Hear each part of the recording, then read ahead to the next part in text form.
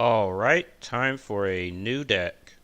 Today we are going to be playing a Night's Watch Kings of Winter deck. I really tried for quite a while to make this work as a 6-cost wall deck using this new version of the wall that pulls characters out of the opponent's discard and into play on your side. I thought that there might be some synergy with like reducing the opponent's reserve and then taking characters out of their hand with False Spring and stuff like that, but after playing a fair amount with it, excuse me. Oh goodness, sorry, still a little bit sick. But yeah, after playing a fair amount with it, I think I can pretty confidently say that it's just not good and it just doesn't work. Not in the current metagame at least. I mean, maybe there will be a different situation in the game in the future where a deck built around this card will be more viable, but right now it's just not great. The conclusion that I've come to after playing the games with this card is that it is a good counter card for slow playing control type attrition based decks like Martell or some of the older versions of Targaryen burn decks. These days, Targaryen likes to play more big guys and play more aggressively with some of their new stuff, but at one point they were quite a slow faction that felt more like playing against Martell.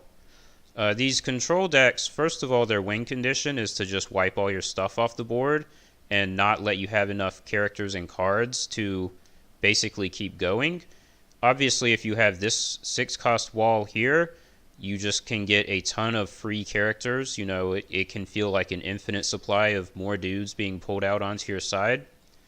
It doesn't really matter if they're only giving you like little chumps, little 2 or 3 cost guys, because all you need to deny them their win condition is to just keep having cards and keep having characters on your side. And the wall provides you a lot of card and character advantage. These decks also tend to play resets, they play March to the Wall, they play Flea Bottom, they play stuff like that. So they're doing a lot of the work for you in terms of putting characters into their own discard pile for you to then take out with the wall. But against the more typical sort of big guy decks that you see right now, like, you know, Greyjoy, which is a horrible matchup for this card, and not a great matchup for the deck we're going to be playing either, but I think a better one. If they just get like one big fat Euron or Tywin or something onto the board, and it's not able to be removed by like Mutiny right away or something like that, maybe they get a bodyguard on it, you're not going to be in great shape. You just don't have a lot going for you, and you just kind of die. Also, this 6-cost wall is a very slow deck because it's, well, assuming that you're playing with this as your sort of linchpin card that's your win condition, because it's a 6-cost location, and it's very possible that in the first turn or two there won't even be any characters in the opponent's discard for you to take out with it. You usually have to play at least one, sometimes more than one reset to sort of claim the tempo advantage back and really start getting ahead with the long-term card advantage that's generated by this version of the wall. But a lot of times you just can't afford to play that slow of a game if you're going up against, let's say, Tyrell Crossing with Randall Scarley. They can just run you over before you ever have a chance to get anything going. So it's just not that great. I think that this card may have a place if control decks become more popular as a sort of counter tech card where you just sort of throw it into a deck that is otherwise doing, you know, doing its own thing, and then this is in here in case you run into Martell, you can marshal it and it'll help you out a lot. I'm not sure if decks built around this card as the only win condition are ever really going to be that great of an idea, but I don't know. Enough about that. Let's talk about the deck we're actually playing. So I decided to do a Builders deck. Builders is kind of a lame playstyle. I'm not the biggest fan of them, but the 6-cost version of the wall is definitely really lame as well, and this one is less reset based, so I think it's maybe less lame, I guess. I enjoy playing it more at least, and I think it's better in the current metagame because you can own big guy decks if you see your answers, if you see your Cravens, Milks, and Mutinies and stuff like that. You can definitely take some wins. Although, if you run into Greyjoy and, like, they just play We Do Not Sow on your wall, or, like, Euron just pillages your wall on the first turn, you're screwed. But, you know, what can you do? You can't win them all, that's for sure. I was trying to think of what I could do with Night's Watch Kings of Winter, and there's just not that much that Night's Watch has currently that really gets me excited. So it's like, let's just do this. Builders is a low curve deck. It can afford to not run as much economy as other decks and have, Winter Festival kind of our highest gold plot here. And there is, I mean, it's a passive power deck, right? So there is sort of a theme with running 2 copies of Winter Festival. With that being said, I guess let's look at the plots. Our Winter plots, Rangers, Cash, Winter Reserves, the 2 festivals, and this card, the Fire That Burns. This actually is a Winter plot, so the Night's Watch loyal plot here that makes your dudes not kneel to defend. I figured I'd run this. I don't think it's great, but I don't think it's unreasonable either. One thing that's handy is you can not kneel to defend anything, and then when the challenges phase ends, you can still have all your dudes standing to trigger your, where is he? Your Castle Black Mason. So that's very efficient if you get to do that, I suppose. And you're probably never going to declare any challenges anyways, so the 0 claim and stuff like that, who cares? Valar Dohaeris is pretty obvious for this deck. The 7th plot is a lot more of a flex spot. This could be a bunch of different things. I'm still not sure that counting coppers is correct, but I did find myself in a few situations where I was like, I just had played out my hand and I was just out of cards, and like I just didn't see enough of my draw effects, I guess, and the Rangers Cash was not enough, and I was like, man, if I just had counting coppers right now, it'd be so good to just draw into like one more Craven or something like that. So we made it counting coppers. Not sure what else this could be. I did try Uneasy Truce, but that's not great because it disables your wall, so that's a fairly hefty amount of anti-synergy there. Maybe this could be, well, actually, it might be decent if this was Grand Melee, but that's a summer plot, so we're not playing Grand Melee. Looking at the deck, I sort of tried to make the leanest, meanest version of builders, so to speak. This deck sacrifices icon spread. We've only got, like, I think if you count the Shadow Tower Masons, we have 7 intrigue icons and 3 military icons. We don't have Abandoned Stronghold or anything like that. We don't have as much like raw strength as builders decks would sometimes have, but we're sacrificing that to just try and get our wall engine online at all costs as fast as possible. So lots of cheap stuff, lots of draw. Got our answers to the big characters. Yeah, I'd say the character lineup is pretty standard for builders. I think Janos is questionable, but he's nice when you can use him with Flea Bottom. Grizzled Miners are great because you can sack them with Mutiny, and then you don't have to sack Cold Hands. Sometimes that matters. Our locations, just Brandon's Gift, Flea Bottom, Haunted Forest, Wall. All pretty standard stuff, I'd say. So let's get into a game here and see if we can not declare any challenges and just, oh well, couldn't get into that one. Claim a bunch of passive power and do some stuff.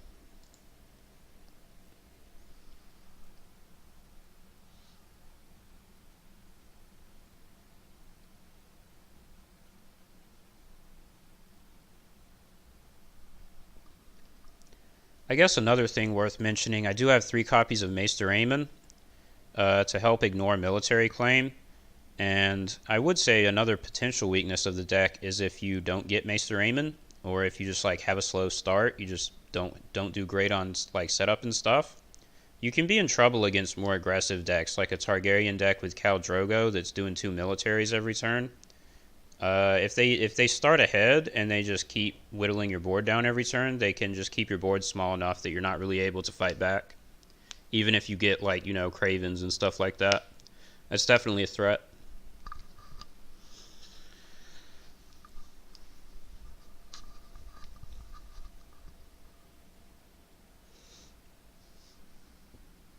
Another problem with Greyjoy is there is the new 7-cost version of Victarion who can kneel warships to kneel your locations. And I think that guy can just kind of hard counter our deck here, because he can kneel the wall, he can kneel Flea Bottom, he can kneel Haunted Forest, he can kneel it all just by kneeling like Iron Fleet Scouts and stuff like that. I haven't actually run into that card yet playing with this deck, but Feel like if he comes out, kind of need to get him with Milk or Mutiny, or we'd be in a pretty bad spot. Like I said, I think Greyjoy is just clearly the worst matchup. I mean, they can get rid of your Flea Bottom, and they can like hit your wall with We Do Not Sow. Alright, Baratheon, let's see how this goes. We have economy, so let's set this up. Guess the most efficient setup is the Mason, the Vault, and the Haunted Forest. Though we could also do like 2, 2, 2, 1. Nah.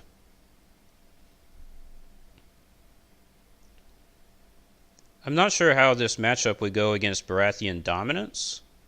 If he's like sitting there with Iron Throne and Chamber and we just have the wall, then I guess he's like getting more passive power per turn than we are.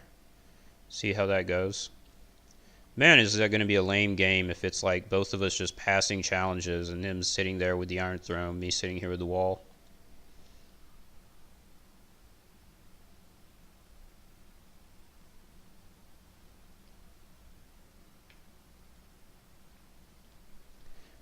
Alright, come on, dude. Here we go. Castle Black Mason is definitely like a superstar builder's character. This dude is so good. Milk on demand is an Iron Throne, but no Chamber of the Painted Table yet. If we're lucky, he doesn't get that for a couple turns. I think if he gets it really fast, like right away or turn 2, we might be dead.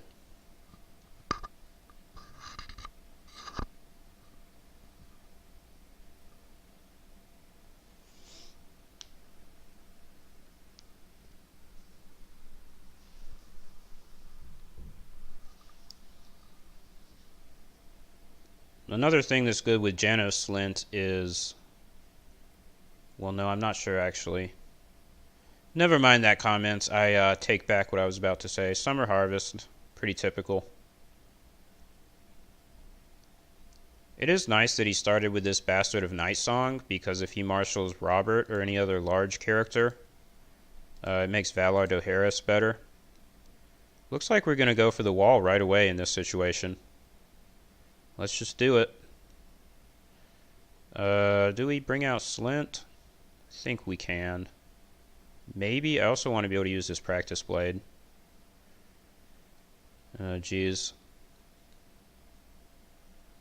Well, we definitely get a messenger raven, no matter what.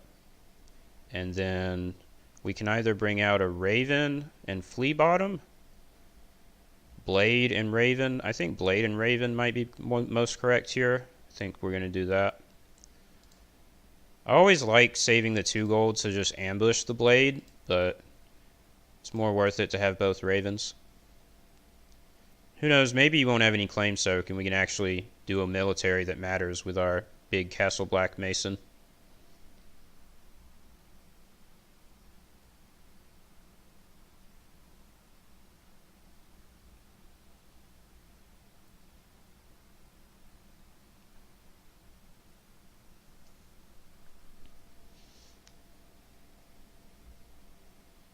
There's Robert.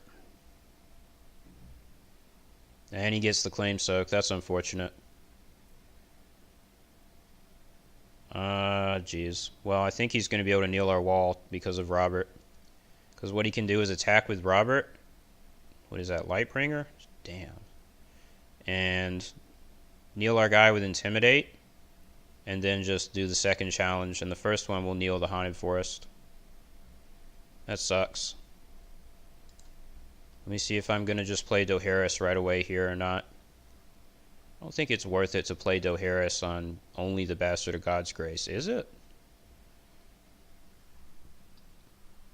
It might be. I mean, if we don't flip Dohaeris, then what are we doing? Just like Winter Festival? I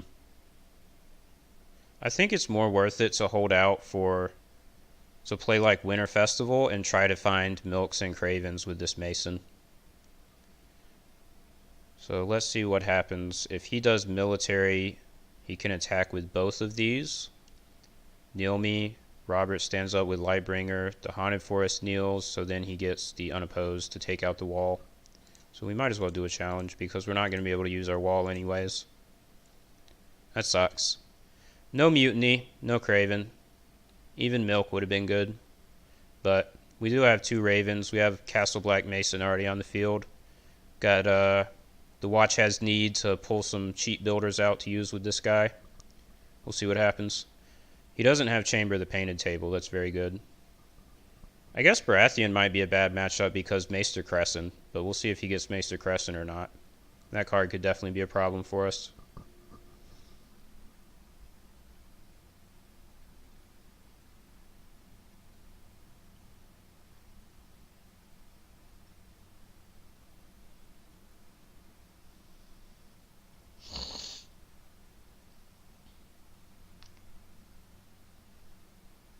He sure is thinking hard about whether or not to defend this challenge.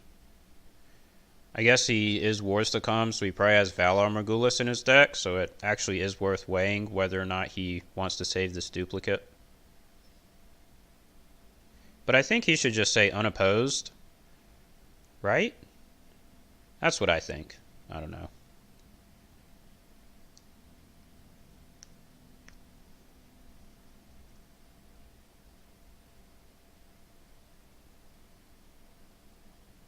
Does defend it. Not sure why he declared the defense with both characters, but okay.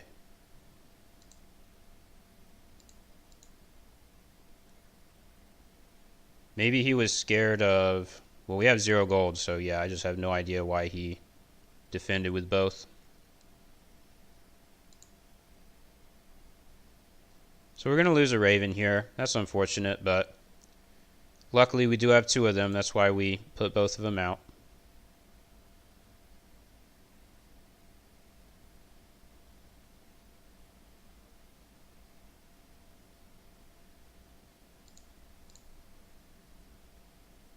Oh no, he intimidated my Raven. He totally wasn't going to win dominance anyways.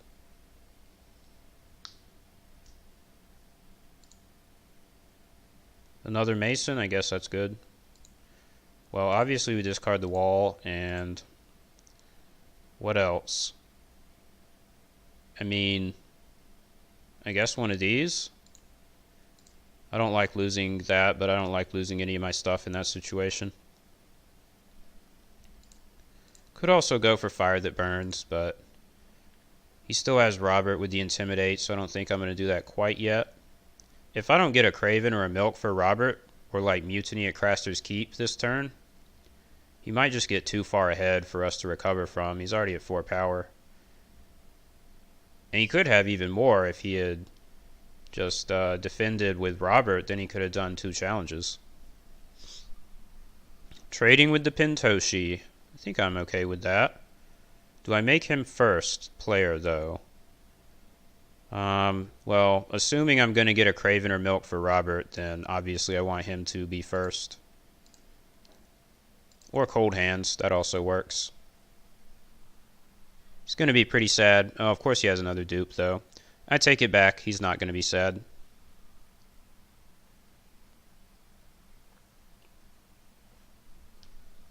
But yeah, giving us gold is nice because we have this Watch Has Need. So hopefully we can get more builders to spend it on. Man, Sir Justin Massey. At least he has a juicy Dohaeris board now. Have to choose between the big boy and both of these guys put together. Queen's Men, but no non-Baratheon character to kneel, so that's handy.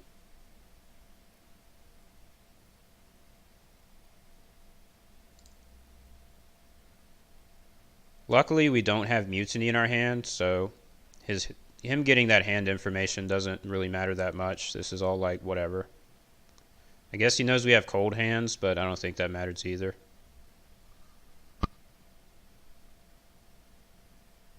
Because I don't think I'm going to use Cold Hands this turn. I'm just going to do Dohaeris.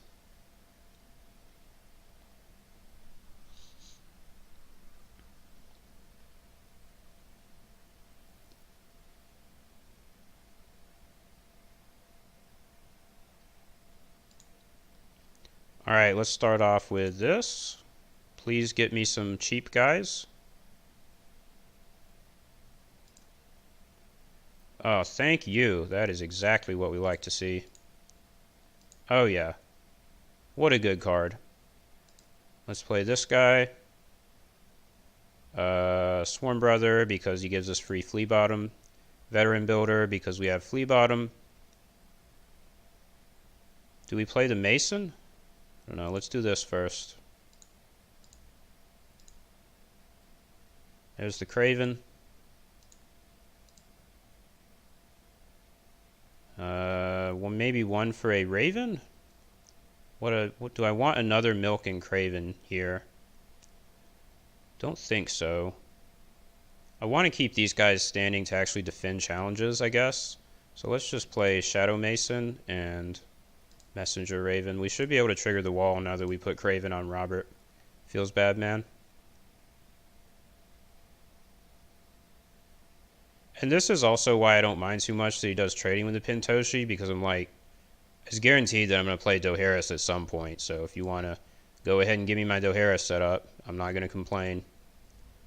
If I let him kneel the Haunted Forest, he still can't get unopposed, and then I can do an intrigue on him. I think that's good. Do find it worthwhile to do an intrigue on him. This may be incorrect, but I feel like hitting his hand is more important than protecting mine. Yeah, I guess the Flea Bottom dupe, so that paid off. The odds of him having a way to get rid of our Flea Bottom are very low, as Baratheon Wars to come. The most likely card that he would have would be Seized by the Guard, and that would go on the wall anyways.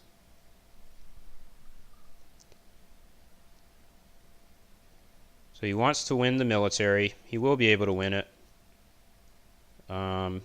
Well, we have to defend it, right? So probably kill the builder at the wall.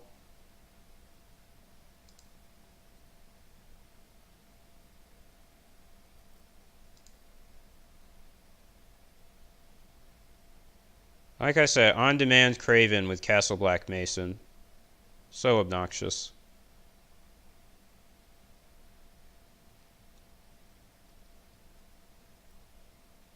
I could fully defend this, but I'm not going to because I have no power on my house card, so I'm just protecting my wall.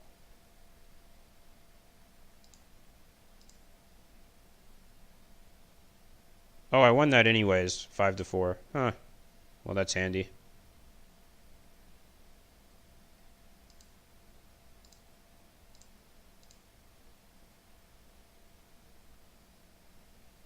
So 4, 2, 3, 2. What is that? 5, 7, 4. 1 gold over the Dohaeris threshold. Ours is the Fury. Okay, I guess he got me. I guess he got me on that one. Who plays that card? Alright. Let's end, get our wall. Oh, and we get the Winter Festival. Look at that. Mutiny, that's hilarious. Do we even use that, though? Like, I don't know. I think I want to do Harris first before I use this. Now, do we even do Harris? Because he's going to send Robert away and keep the Bastard and Sir Justin Massey? But then he loses his king for Justin Massey, right? So I think that's still good. We're going to do Harris. I guess I lost my window to use this guy. That was a misplay. I was supposed to sack this guy to stand something. So that way I wouldn't lose anything for Dohaeris. That was a misplay. Compelled? Well, I'll go first. I guess he read our plot there, but I'm going to trigger my Dohaeris first. Obviously, we have to keep these.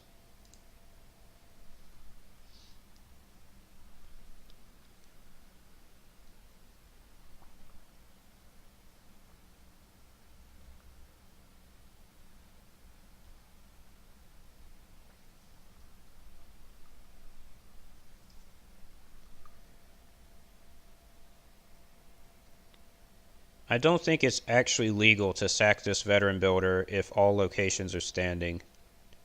I might be wrong about that. I'm not 100% sure, but I'm just going to play as if that's the case and accept my misplay.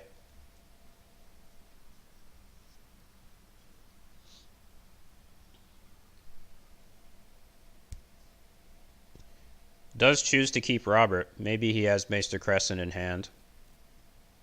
That'll make me pretty sad. But we have another Craven, so we're very safe against that. I mean, I guess we go ahead and put it on him for insurance, right? And then we can, if he does bring out Crescent, he can get rid of one of these. Then we can Mutiny Crescent, and the other one will stick. I feel like if he had Confiscation, he probably would have played it there, but who knows? Maybe he still has it. No need to use Cold Hands. We do have Veteran Builders, so let's get Janos Slint. So we'll want one for Flea Bottom. Do we use this guy? I don't think we need our Mason to be triggered. Yeah, I think this is fine.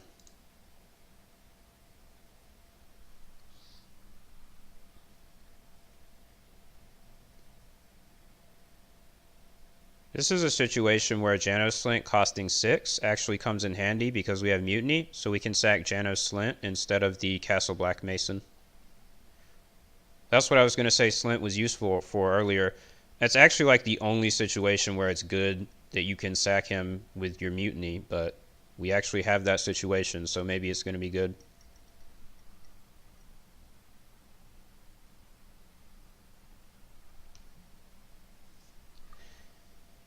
This is a nice game to show so far because it shows the goal of the deck coming together very nicely in terms of getting the Lame Out engine online extremely quickly from turn 2. Now, he did help us with that Pintoshi. There's the frickin' chamber. That sucks.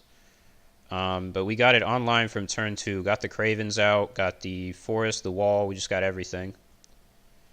It's going to be a struggle to win against this, though. It is going to be tough. How do we do this? We just need to keep both military icons standing, I think. Although, we have Janos to block in Intrigue from the Queen's Men. So I don't think there's any way that he can actually get unopposed, even if we do this. Obviously, we can't really attack on military or power because Robert's standing here. But we can do Intrigue. Probably use Mutiny on this Davos.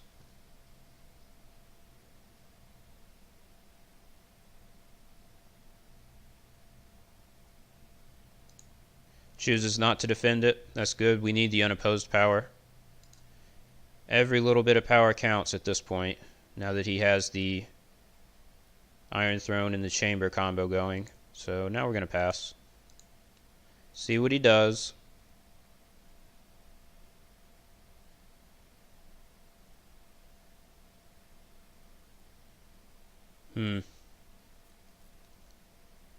Damn, I don't want to fulfill military claim here, but I guess I don't have a choice. I guess it'll have to be the Messenger Raven. That kind of sucks. I mean, I definitely can't kill any of my other stuff.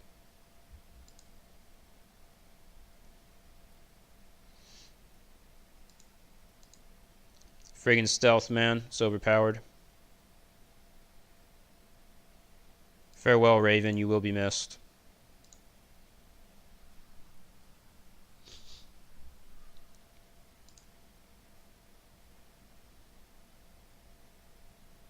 Let's bring this guy out.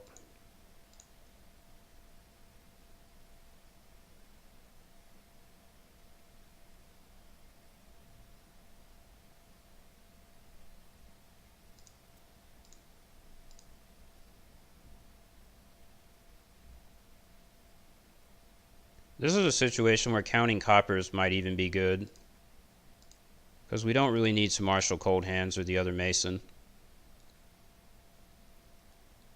Yeah, I think I like counting coppers.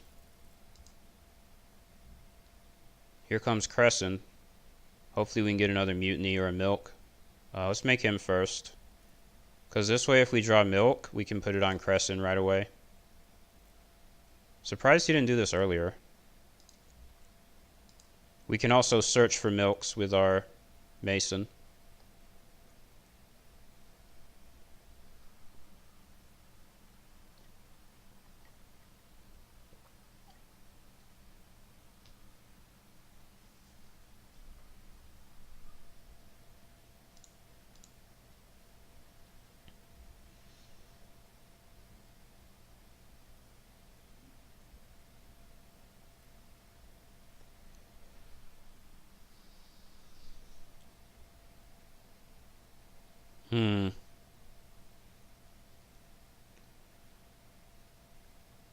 Well, we need to get a milk onto Crescent this turn, basically, or we're pretty screwed. So, spare boot, I guess? Let's try this. Yeah. Damn. That's not what we want to see. Well, that's pretty bad, but not much you can do about that. Not much you can do about that.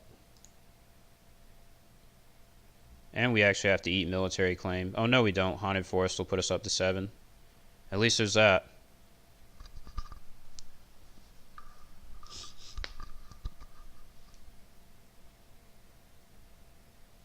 Yeah, this is a situation where counting coppers could have been good, because we could have drawn into, like, the third Craven, or another Mutiny, or another Milk. Any of those would have been good, but we didn't get any of them, even with the Mason.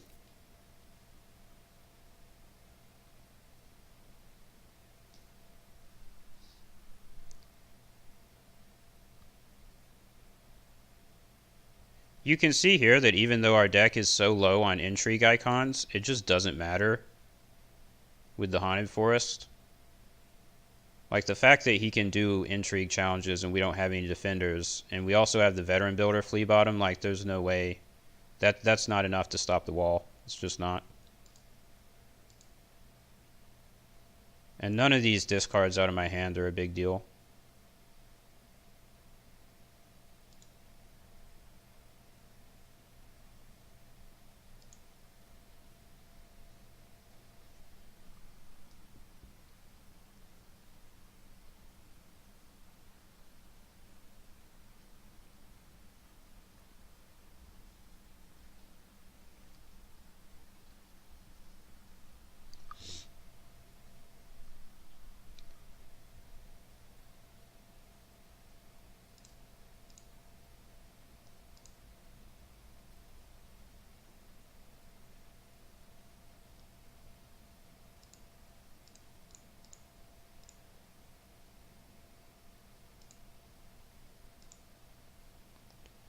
Can't get past Robert, so we're just going to have to pass.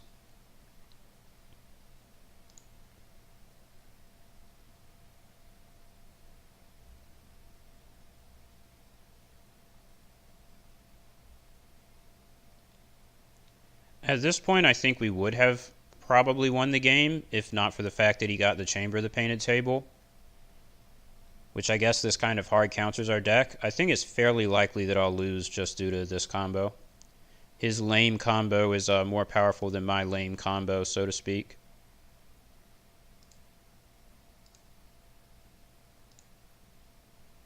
Yeah, we go up to 8 each, but then he steals one, so 9-7 puts him ahead.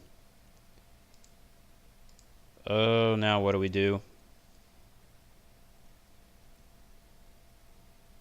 I guess Ranger's Cache, try to dig for more cards.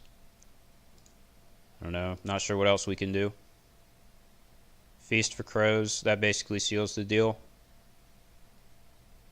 Even though we're going to lose, I think it's a good game to show because it shows the basic game plan of the deck and how the deck can easily screw over like big guys in powerful character decks very quickly. We just got sort of unlucky that we ran into some stuff that hard counters us. We might still get like another Craven or another Milk here with our Mason, but we'll see.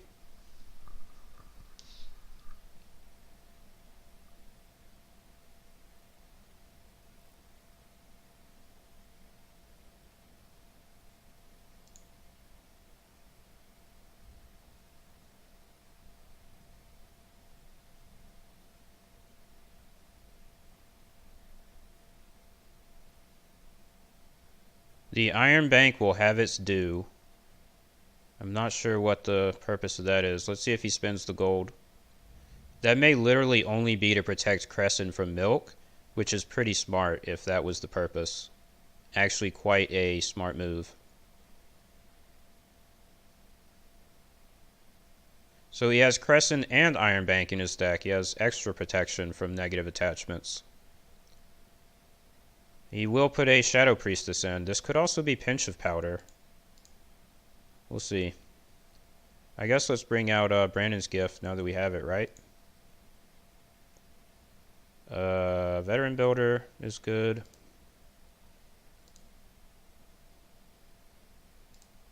These guys to look for Craven or milk. Got some milk. I guess we can milk Robert. Why not? Now what? Probably Shadow Tower Mason. Then we can get a free practice blade. I don't even know who this goes on to, though. They all have military already. Oh, geez. I don't think this matters.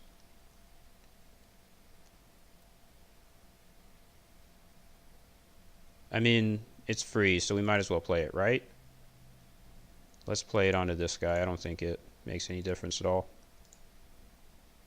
We even have a really high amount of, like, strength on the field in terms of power challenge strength. I mean, we've got 6, 9, 12. We can bring in our flea bottom builder for 17. We can actually contest him on power challenges. Like, we're probably going to be able to defend this one. Flea bottom veteran builder, quite a combo. Maybe he has privileged position.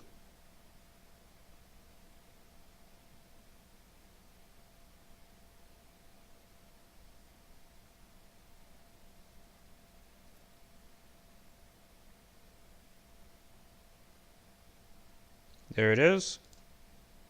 Luckily, we have another builder who's already kneeling, so let's just do this.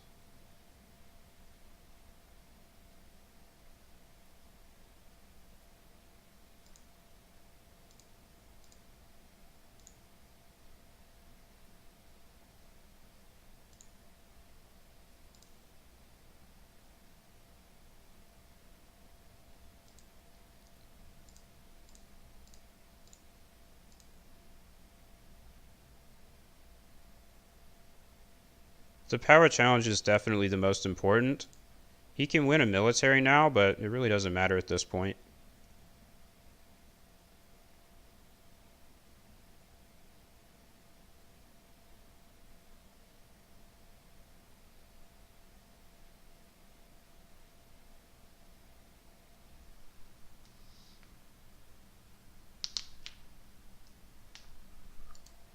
Maybe he's not even going to declare it.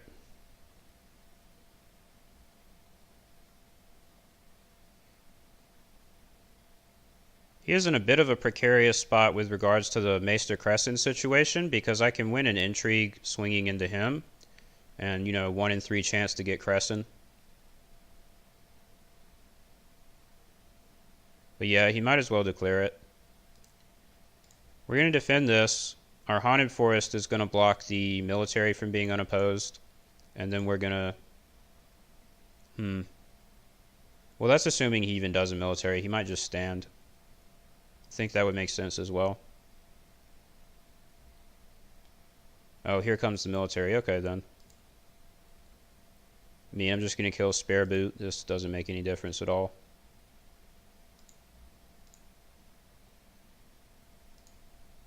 And it actually might be more worth it to do a power challenge against him because power claim is pretty damn important here.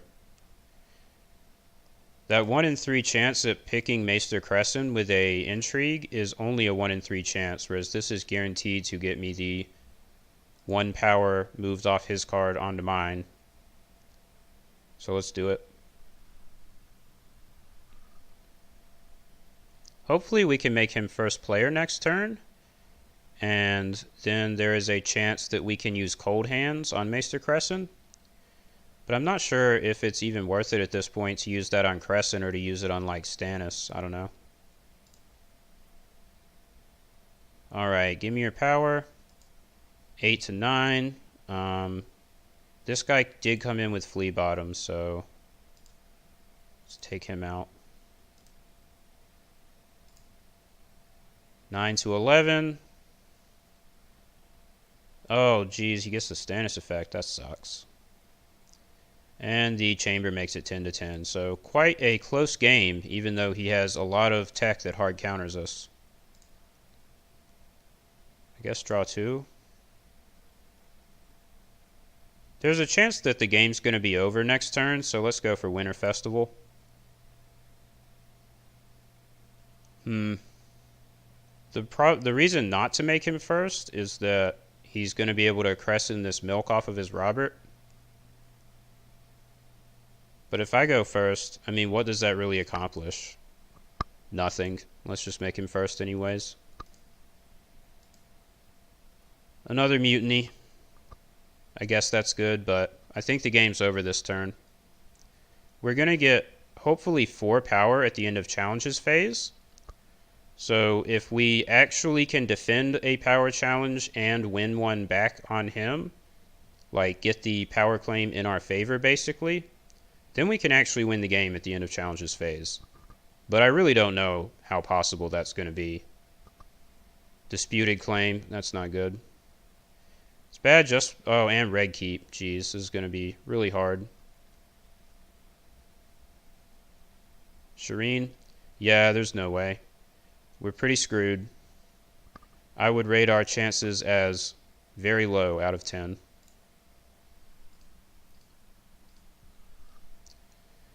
Alright. We do have cold hands. Probably use it on Stannis. I think that's correct.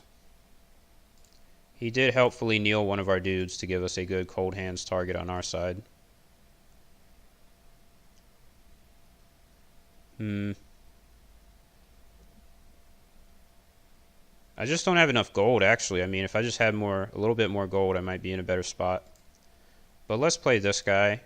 Actually, this does earn us 1 gold because the Swarm Brother and the Brandon's Gift discount will let us marshal the Underground Vault. We can bring this guy out for 1, then we'll get a free vault and we'll go up to 2. Let's try it.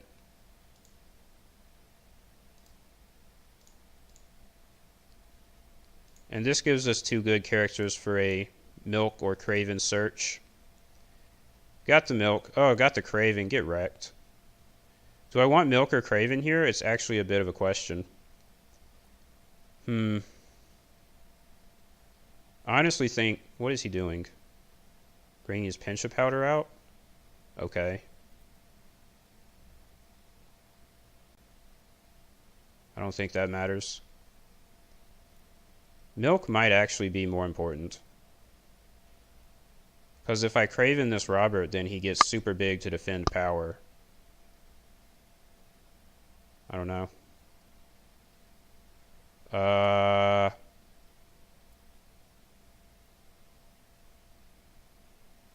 Let's just do Milk.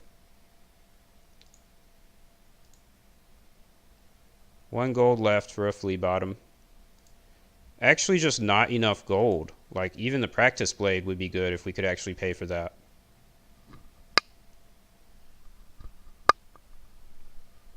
If we just had a little more gold here, like if we could get Halder, he'd be pretty good in this situation. We actually might have had a chance.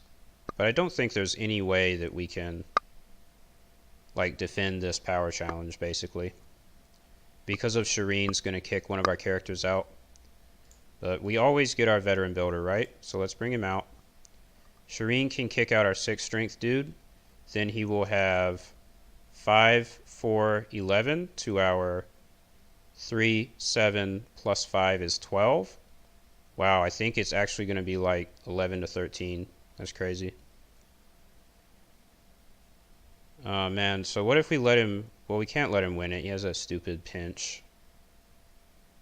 Although maybe that doesn't matter. If we defend it and he takes the power claim, then he goes up to 13 and we're down to 9.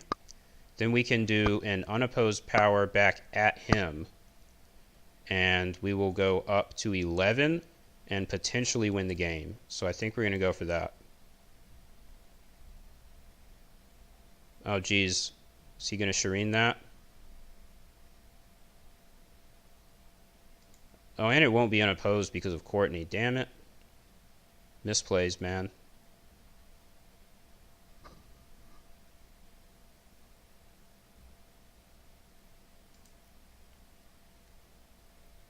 Hot misplays. He is going to go for the military.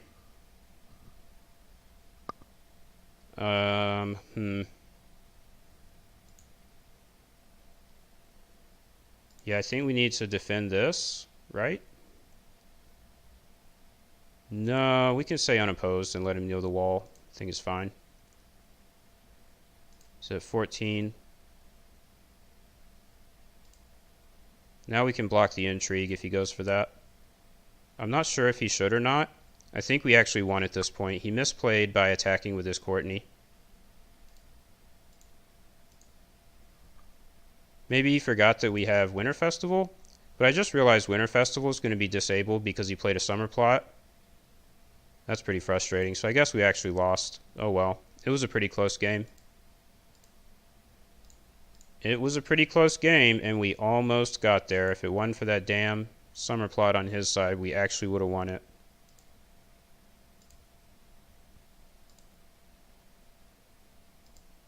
I think this does show the strength of the deck because even with him having a deck that basically hard counters ours, we still got this close to winning. We were like really within striking range.